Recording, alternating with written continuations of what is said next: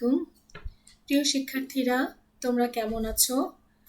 তোমাদের জন্য অনলাইনের ক্লাসগুলো চলছে এবং পাশাপাশি সংসদ টিভির ক্লাসগুলো। আমরা জানি তোমরা খুব মনোযোগের সাথে ক্লাসগুলো পর্যবেক্ষণ করছো এবং নিয়মিত ক্লাসগুলো উপভোগ করছো। অনলাইন ক্লাসে আজ আমি তোমাদের অষ্টম শ্রেণীর বিজ্ঞান বিষয় নিয়ে আলোচনা করব। আজ আমি তোমাদের নবম অধ্যায়ের বর্তনী ও চলতরিৎ নিয়ে আলোচনা করতে যাচ্ছি।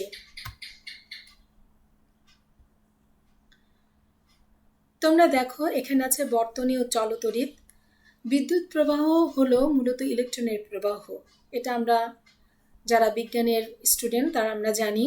আর এই প্রবাহ আবার দুই রকম, একটি হচ্ছে এসি এবং অন্যটি হচ্ছে ডিসি প্রবাহ। কোনো বর্তনীতে তড়িৎ প্রবাহের জন্য দরকার এর দু প্রান্তের বিভব পার্থক্য। বিভব পার্থক্য অনেকেই একটু কনফিউশনে থাকো, আসলে বিভব পার্থক্যটা কি জিনিস। আজ আমি তোমাদের বিভব পার্থক্য এটা নিয়েও আলোচনা করব। তবে এই বর্তনীতে তড়িৎ যন্ত্র ও উপকরণ সমূহকে শ্রেণী ও সমান্তরাল সংযোগ যুক্ত করা যায়।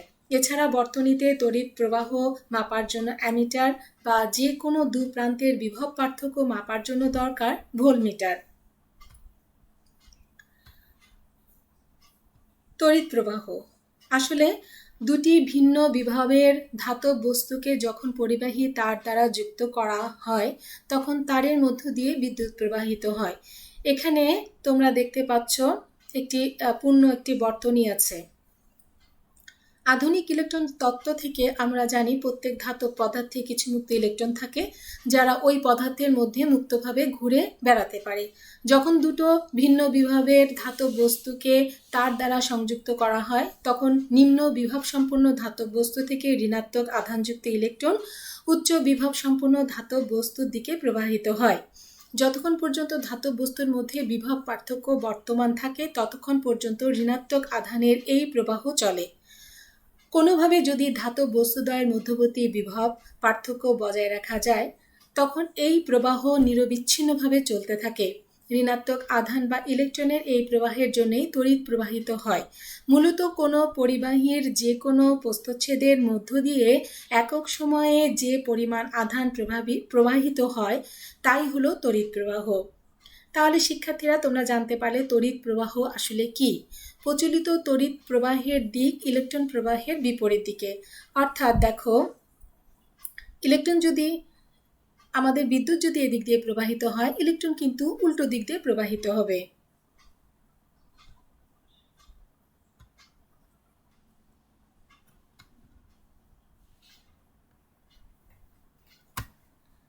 শিক্ষার্থীরা, তড়িৎ বিভব পার্থক্য যেটা নিয়ে আমরা আলোচনা করব বলেছিলাম তোমাদের সাথে, সেটি হচ্ছে যে প্রতি একক আধানকে তড়িৎ ক্ষেত্রের এক বিন্দু থেকে অন্য বিন্দুতে স্থানান্তর করতে সম্পূর্ণ কাজের পরিমাণ হলো ওই বিন্দুর তড়িৎ বিভব পার্থক্য। দুটি বিন্দুর মধ্যে বিভব পার্থক্য না থাকলে তড়িৎ প্রবাহিত হবে না, ফলে কোনো আধান প্রবাহিত হবে না এবং কোনো কাজও সম্পূর্ণ হবে না। তাহলে আমরা কিন্তু এখানে বিভব পার্থক্য পরিমাপের জন্য এখানে আমরা ভোল্টমিটার স্থাপন করেছি।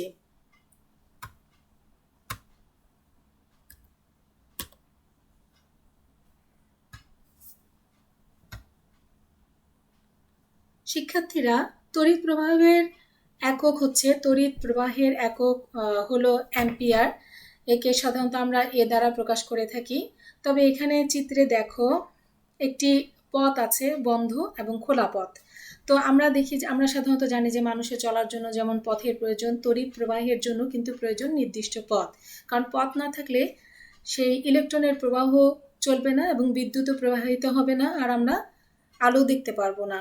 তো তড়িৎ প্রবাহ চলার এই সম্পূর্ণ পথকে তড়িৎ বর্তনী বলে। এখানে দেখো তড়িৎ বর্তনী দেখানো হয়েছে এবং এটা যখন বন্ধ করা হচ্ছে তখন বিদ্যুৎ প্রবাহিত হচ্ছে না, আবার যখন খুলে ফেলা হচ্ছে তখন কিন্তু প্রবাহিত হচ্ছে না, আবার যখন আমরা বন্ধ করলাম তখন কিন্তু বিদ্যুৎ প্রবাহিত হবে। আবার যখন তড়িৎ উৎসের দু প্রান্তকে এক বা একাধিক রোধ তড়িৎ যন্ত্র বা উপকরণের সাথে যুক্ত করা হয় তখন একটি তড়িৎ বর্তনী তৈরি হয়। একটি চাবি বা সুইচের সাহায্যে বর্তনী খোলা বন্ধ করা যায়। বর্তনী বন্ধ থাকলে তড়িৎ প্রবাহিত হবে। অর্থাৎ দেখো এখানে যখন বর্তনীটি বন্ধ হচ্ছে তখন কিন্তু তড়িৎ প্রবাহিত হচ্ছে, আবার খোলা থাকলে তড়িৎ প্রবাহিত হবে না। দেখো এখন কিন্তু কোনো তড়িৎ প্রবাহিত হচ্ছে না।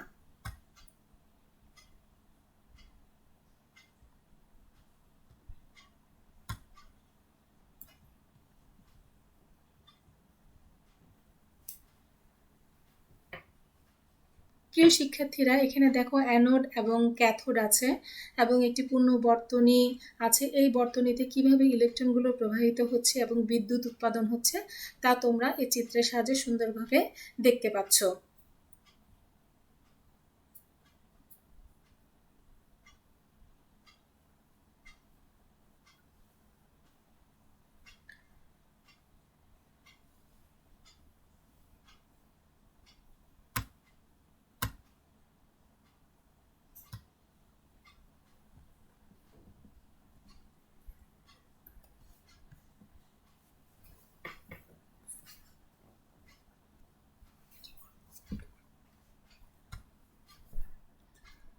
প্রিয় শিক্ষার্থীরা, তড়িৎ প্রবাহের প্রকারভেদ। তড়িৎ প্রবাহের প্রকারভেদের মধ্যে আমরা এখানে দেখতে পাচ্ছি একমুখী প্রবাহ এবং পরিবর্তী প্রবাহ। একমুখী প্রবাহকে আমরা কিন্তু অপর্যাবৃত্ত প্রবাহ বলবো এবং পরিবর্তী প্রবাহকে কিন্তু আমরা পর্যাবৃত্ত প্রবাহ বলবো। এখানে দেখো অপর্যাবৃত্ত বা একমুখী বা ডিসি প্রবাহ, এখানে কিন্তু তিনটি নাম আছে: অপর্যাবৃত্ত, একমুখী বা ডিসি প্রবাহ। যখন সময়ের সাথে সাধারণত তড়িৎ প্রবাহের দিকের কোনো পরিবর্তন না ঘটে, অর্থাৎ যে তড়িৎ প্রবাহ সবসময় একই দিকে প্রবাহিত হয়, সেই প্রবাহকে অপর্যাবৃত্ত প্রবাহ বলে। তড়িৎ কোষ বা ব্যাটারি থেকে অপর্যাবৃত্ত প্রবাহ পাওয়া যায়। আবার ডিসি জেনারেটরের সাহায্যেও এই তড়িৎ প্রবাহ উৎপন্ন করা যায়। এখানে দেখো শিক্ষার্থীরা, এখানে কিন্তু একমুখী প্রবাহ।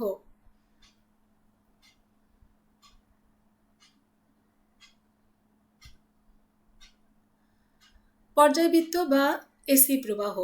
এখন দেখো এসি প্রবাহর কথা যদি আমরা বলি, তাহলে যখন নির্দিষ্ট সময় পর পর তড়িৎ প্রবাহের দিক পরিবর্তিত হয়, সেই তড়িৎ প্রবাহকে পর্যায়বৃত্ত প্রবাহ বলে। তো পর্যায়বৃত্ত প্রবাহ কিন্তু এটা দিক পরিবর্তিত হচ্ছে, কিন্তু আমরা দেখেছি অপর্যায়বৃত্ত প্রবাহে কিন্তু দিক পরিবর্তন হয়নি। বর্তমান বিশ্বের সকল দেশের তড়িৎ প্রবাহই কিন্তু পর্যায়বৃত্ত প্রবাহ। এই যে আমরা বাড়িতে সব জায়গায় কিন্তু আমাদের এসি প্রবাহ চলে। এর কারণ তুলনামূলকভাবে এটি উৎপন্ন ও সরবরাহ করা সহজ এবং সাশ্রয়ী। পর্যায়বৃত্ত প্রবাহের উৎস হচ্ছে জেনারেটর বা ডায়নামো। দেশের বিভিন্ন বিদ্যুৎ উৎপাদন কেন্দ্রে জেনারেটরের সাহায্যে পর্যায়বৃত্ত প্রবাহ উৎপন্ন করা হয়। পর্যায়বৃত্ত প্রবাহের দিক পরিবর্তন দেশ ভেদে ভিন্ন হয়। যেমন বাংলাদেশে পর্যায়বৃত্ত প্রবাহ প্রতি সেকেন্ডে 50 বার এবং যুক্তরাষ্ট্রে প্রতি সেকেন্ডে 60 বার দিক পরিবর্তন করে। প্রিয় শিক্ষার্থীরা, তোমরা এখানে এই যে এটার দেখো সাইন চেঞ্জ হয়ে যাচ্ছে, অর্থাৎ দিক পরিবর্তিত হচ্ছে, কিন্তু অপর্যাবৃত্ত প্রবাহের ক্ষেত্রে আমরা এটি দেখিনি। আমি তোমাদের এখানে ডিসি এবং এসি একটি বিদ্যুৎ প্রবাহ দেখাচ্ছি। এখানে একটু লক্ষ্য করলে তোমরা দেখতে পাবে যে এখানে বিদ্যুৎ প্রবাহিত পজিটিভ থেকে নেগেটিভের দিকে প্রবাহিত হচ্ছে, কিন্তু এসিতে দেখো যখন পজিটিভ তখন পজিটিভ থেকে নেগেটিভের দিকে প্রবাহিত হচ্ছে। আবার যখন এটা সাইনটা চেঞ্জ হয়ে যাচ্ছে, দেখো এখানে কিন্তু একবার পজিটিভ, এখানে নেগেটিভ, আবার এখানে নেগেটিভ, এখানে পজিটিভ, তখন কিন্তু আবার পজিটিভে হয়ে আবার এই নেগেটিভের দিকে চলে আসছে। তাহলে তোমরা বুঝতে পারলে এসি এবং ডিসি বিদ্যুৎ প্রবাহটা আসলে কি এবং এর প্রবাহের দিকটা কেমন হয়ে থাকে।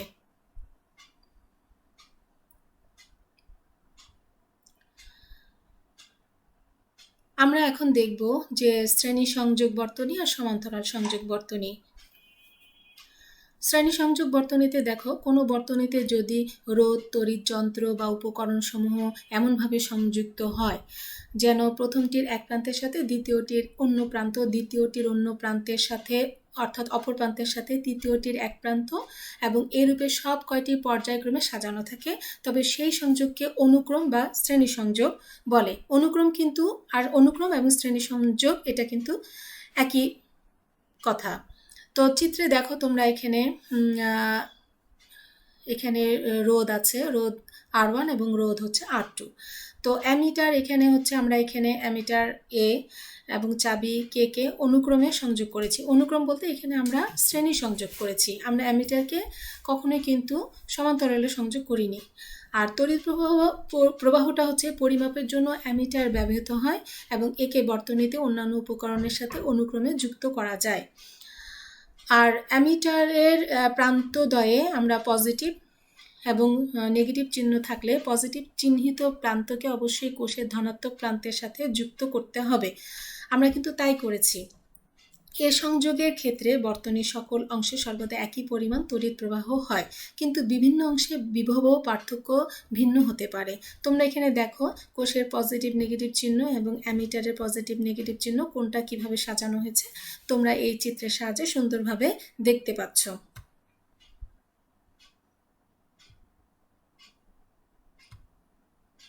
শিক্ষার্থীরা, এখন আসো আমরা সমান্তরাল সংযোগ। আমরা তো শ্রেণী সংযোগ দেখেছি, এবার আমরা সমান্তরাল দেখব। এখন দেখো শ্রেণী ও সমান্তরালের মধ্যে পার্থক্যগুলো কোথায়। অবশ্যই পার্থক্য আছে, কারণ এখানে দেখো বর্তনীতে দুই বা ততোধিক রোধ, তড়িৎ উপকরণ বা যন্ত্র যদি এমনভাবে সংযুক্ত থাকে যে সব কয়টির এক প্রান্ত একটি সাধারণ বিন্দুতে এবং অপর প্রান্তগুলো অপর একটি সাধারণ বিন্দুতে সংযোগ হয়, তবে সেই সংযোগকে সমান্তরাল সংযোগ বলে। সমান্তরাল সংযোগে প্রত্যেকটির মধ্য দিয়ে ভিন্ন ভিন্ন তড়িৎ প্রবাহ চলে, কিন্তু প্রত্যেকটির দুই সাধারণ বিন্দুর বিভব পার্থক্য একই থাকে। চিত্রে দেখো এখানে রোধ হচ্ছে R1 এবং রোধ হচ্ছে R2। এখানে আমরা কিন্তু ভোল্টমিটারকে সমান্তরালে সংযোগ করেছি। তো কোনো রোধকের দুই প্রান্তের বিভব পার্থক্য পরিমাপের জন্য ভোল্টমিটার ব্যবহৃত হয় এবং এই কারণে একে রোধের দুই প্রান্তের সাথে সমান্তরালে যুক্ত করতে হয়। ভোল্টমিটারে প্লাস অর্থাৎ পজিটিভ প্রান্তকে অবশ্যই কোষের ধনাত্মক প্রান্তের সাথে যুক্ত করতে হয়, অন্যথায় যন্ত্রটি নষ্ট হয়ে যেতে পারে। তাহলে দেখো এখানে আমরা কোষের পজিটিভ নেগেটিভ এবং ভোল্টমিটারের পজিটিভ নেগেটিভ কোনটার সাথে যুক্ত করেছি তা তোমরা এই চিত্রের সাহায্যে খুব সুন্দরভাবে, স্পষ্টভাবে, খুব সূক্ষ্মভাবে তোমরা এটা দেখতে পাচ্ছ।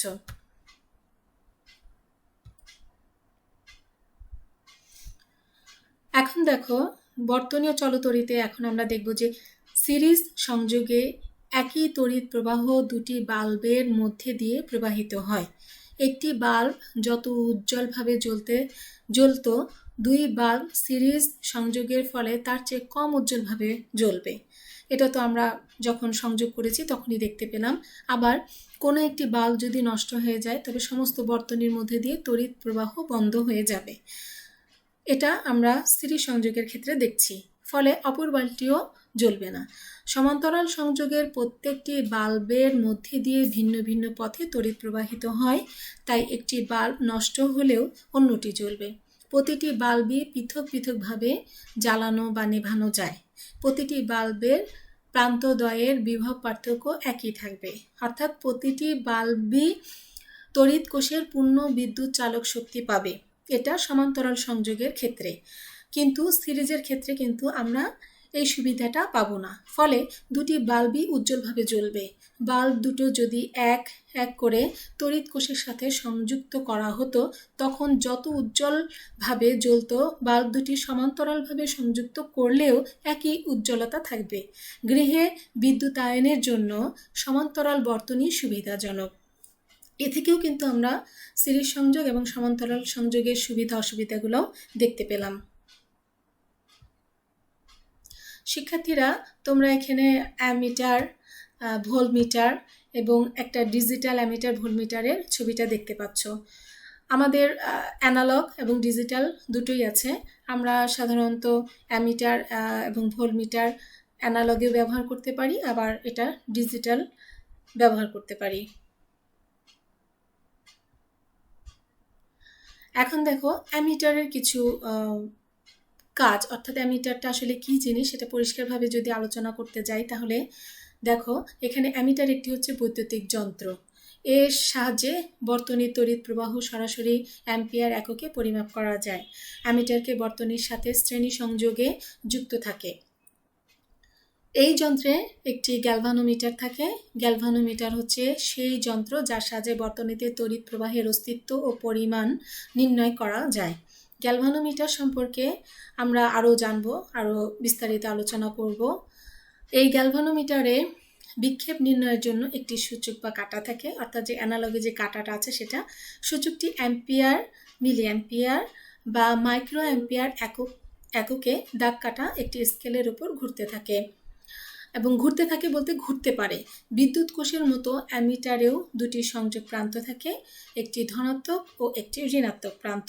সাধারণত ধনাত্মক প্রান্ত লাল এবং ঋণাত্মক প্রান্ত কালো রঙের হয়, যেটা আমরা সহজেই বুঝতে পারি, অর্থাৎ আমাদের রং দেখে কিন্তু আমরা বুঝতে পারছি কোনটা ধনাত্মক এবং কোনটা ঋণাত্মক। তো বর্তনীতে অ্যামিটারকে পজিটিভ, নেগেটিভ, এই যে যে চিহ্নটা তোমরা এখানে দেখছো, এই চিহ্নটা এইভাবে আমরা প্রকাশ করি।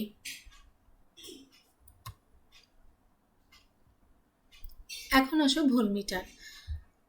যে যন্ত্রের সাহায্যে বর্তনীর যে কোনো দুই বিন্দুর মধ্যকার বিভব পার্থক্য সরাসরি ভোল্ট এককে পরিমাপ করা যায় তাকে ভোল্টমিটার বলে।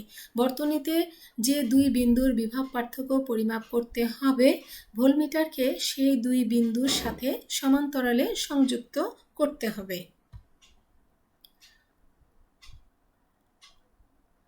ভোল্টমিটার নিয়ে এখন আমরা আলোচনা করব যে এই যন্ত্রে একটি গ্যালভানোমিটার থাকে।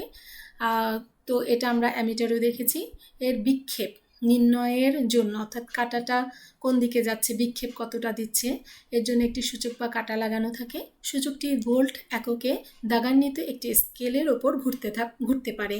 বর্তনীর যে দুই বিন্দুর বিভব পার্থক্য পরিমাপ করতে হয়, ভোল্টমিটারটিকে সেই দুই বিন্দুর সাথে সমান্তরালে সংযুক্ত করতে হয়।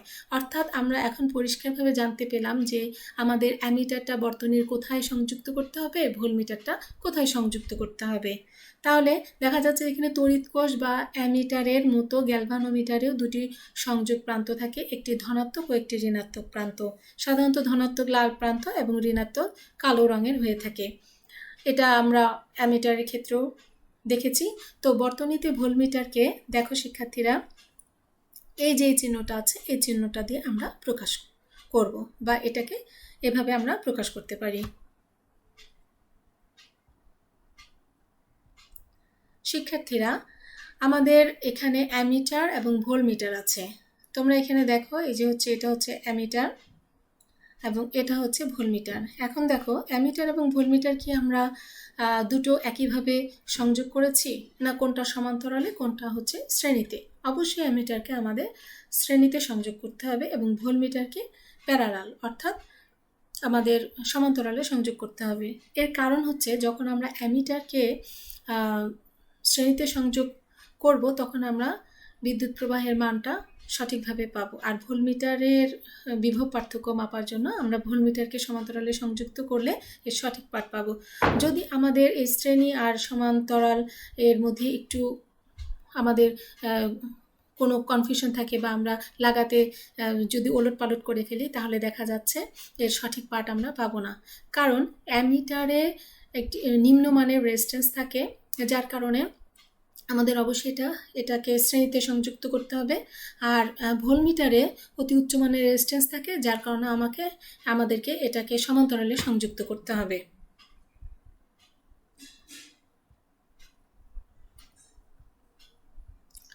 এখন দেখো ফিউজ। এই ফিউজ কথাটা কিন্তু আমাদের বাসা বাড়িতে আমরা কম বেশি হলেও অনেকেই পরিচিত।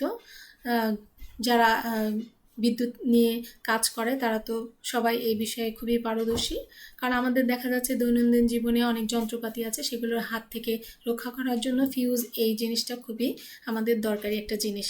তো বাড়ির তড়িৎ বর্তনীতে কোনো কারণে দেখা যাচ্ছে অতিরিক্ত তড়িৎ প্রবাহিত হলো, তখন বাড়িতে আগুন পর্যন্ত লেগে যেতে পারে এবং এটা একটা বড় একটা দুর্ঘটনার কারণ হতে পারে।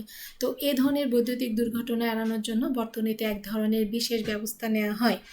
এই বিশেষ ব্যবস্থা হলো ফিউজ তার, এবং এই ফিউজ তারকে আমরা আমাদের ব্যবহার করে আমরা অনেক ক্ষতির হাত থেকে কিন্তু রক্ষা পেতে পারি। ফিউজটা সাধারণত কি হয়, এটা হচ্ছে টিন ও সীসার একটি সংকর ধাতুর তৈরি ছোট সরু তার। এটি একটি চীনামাটির কাঠামোর ওপর দিয়ে আটকানো থাকে। তারটি সরু এবং গলনাঙ্ক কম। এর মধ্য দিয়ে একটি নির্দিষ্ট মাত্রার অতিরিক্ত তড়িৎ প্রবাহিত হলে এটি অত্যন্ত উত্তপ্ত হয়ে গলে যায়, ফলে তড়িৎ বর্তনী বিচ্ছিন্ন হয়ে যায়। এভাবে তড়িৎ প্রবাহ বন্ধ করে দিয়ে ফিউজ যন্ত্রপাতিকে রক্ষা করে। বর্তনীতে ফিউজ সিরিজ সংযোগ করতে হয়, কারণ আমরা তো দেখেছি কিভাবে সিরিজ সংযোগ করা হয় আর কিভাবে সমান্তরাল।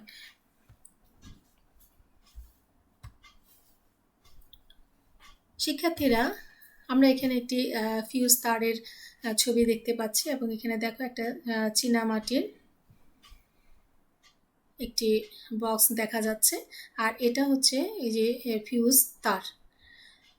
তাহলে দেখো ফিউজ তারের মান বিভিন্ন হতে পারে। আমরা তো সাধারণত 5 অ্যাম্পিয়ার, 15 অ্যাম্পিয়ার, 30 অ্যাম্পিয়ার এবং 60 অ্যাম্পিয়ার ফিউজ তার আমরা ব্যবহার করে থাকি। তো 10 অ্যাম্পিয়ার ফিউজ মানে এর মধ্য দিয়ে 10 অ্যাম্পিয়ারের বিদ্যুৎ প্রবাহিত হলে এটি গলে যাবে। এর চেয়ে কম হলে কিন্তু এটা গলে যাবে না। বিভিন্ন যন্ত্রপাতির জন্য বিভিন্ন মানের ফিউজ ব্যবহার করতে হয়, যেমন বাতি, পাখা, টিভি ইত্যাদির জন্য 5 অ্যাম্পিয়ার ফিউজ এবং ইলেকট্রিক কেটলি বা ইস্ত্রির জন্য 15 অ্যাম্পিয়ার ফিউজ ব্যবহার করতে হয়। বাড়ির মেইন ফিউজ 30 বা 60 অ্যাম্পিয়ারের হয়ে থাকে। ব্যাপারটা আর একটু বোঝার জন্য যদি আমরা দেখি যে টেলিভিশন 5 অ্যাম্পিয়ার বেশি বিদ্যুৎ প্রবাহের জন্য পুড়ে যায়। এখন যদি টেলিভিশনের সাথে আমরা 30 অ্যাম্পিয়ারের ফিউজ লাগাই, তাহলে আমাদের কি হবে? এই ফিউজ কোনো কাজে আসবে না, কারণ আমার তো দরকার 5, আমরা কেন অতিরিক্ত 30 অ্যাম্পিয়ারের ফিউজ লাগাবো? এটা আমাদের অবশ্যই মাথায় রাখতে হবে। আরেকটা ব্যাপার যেটা হচ্ছে যে ইলেকট্রিক কেটলির সাথে 5 অ্যাম্পিয়ার ফিউজ লাগালে কি হবে? সুইচ অন করলেও ফিউজটি গলে যাবে, কারণ ইলেকট্রিক কেটলিতে 5 অ্যাম্পিয়ারের বেশি বিদ্যুৎ প্রয়োজন। আমাকে অবশ্যই 5 অ্যাম্পিয়ারের বেশি এখানে ফিউজ ব্যবহার করতে হবে, আমাকে কম এটা করলে চলবে না। তাই আমাদের যেখানে যা প্রয়োজন সেখানে তেমন মানের ফিউজ ব্যবহার করতে হবে। প্রয়োজনের তুলনায় বেশি মানের ফিউজ যদি আমরা ব্যবহার করি তাহলে কোনো কাজ দিবে না, অর্থাৎ বৈদ্যুতিক দুর্ঘটনা এড়ানো এটা যাবে না। এটা আমাদের অবশ্যই মাথায় রাখতে হবে। আবার দেখো যে কম মানের ফিউজ ব্যবহার করলে বারবার ফিউজ তার পুড়ে যে অসুবিধার সৃষ্টি হয়। কেউ কেউ আবার বাড়িতে ফিউজ পুড়ে গেলে তার লাগাবার সময় 2-3টি তার একত্র করে লাগান। এরকম কখনো করা উচিত না, কারণ এতে ফিউজের মান বেড়ে যায়। কারণ আমরা 5 লাগালাম আবার 5, এরকম করে করে দেখা গেল এটার মান কিন্তু অনেক বেড়ে যাবে। 2টি 10 অ্যাম্পিয়ারের ফিউজ একত্র করলে 20 অ্যাম্পিয়ার ফিউজ হয়ে যাবে। প্রিয় শিক্ষার্থীরা, আমি এখন তোমাদের একক কাজ দিব। একক কাজে দেখো তোমরা এখানে একটি বর্তনী দেখতে পাচ্ছ যে লাইট জ্বলছে। তো এতক্ষণে তো তোমরা জেনে গেছো কোনটা সিরিজ এবং কোনটা হচ্ছে প্যারালাল। তো ছবিতে কোন ধরনের বর্তনী চিত্র তোমরা দেখতে পাচ্ছ এবং এর একটি সংযোগ বর্তনী চিত্র তোমরা সকলে খাতায় অঙ্কন করে ফেলবে। প্রিয় শিক্ষার্থীরা, যেহেতু তোমরা বাসায় আছো এবং বাড়ির কাজ অবশ্যই তোমাদের দেওয়া উচিত,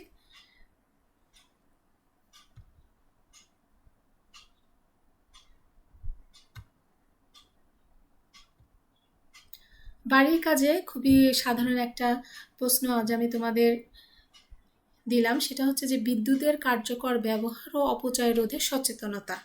এই সচেতনতা আমাদের কি হওয়া উচিত, এটা তোমরা খুব সুন্দরভাবে ব্যাখ্যা করবে।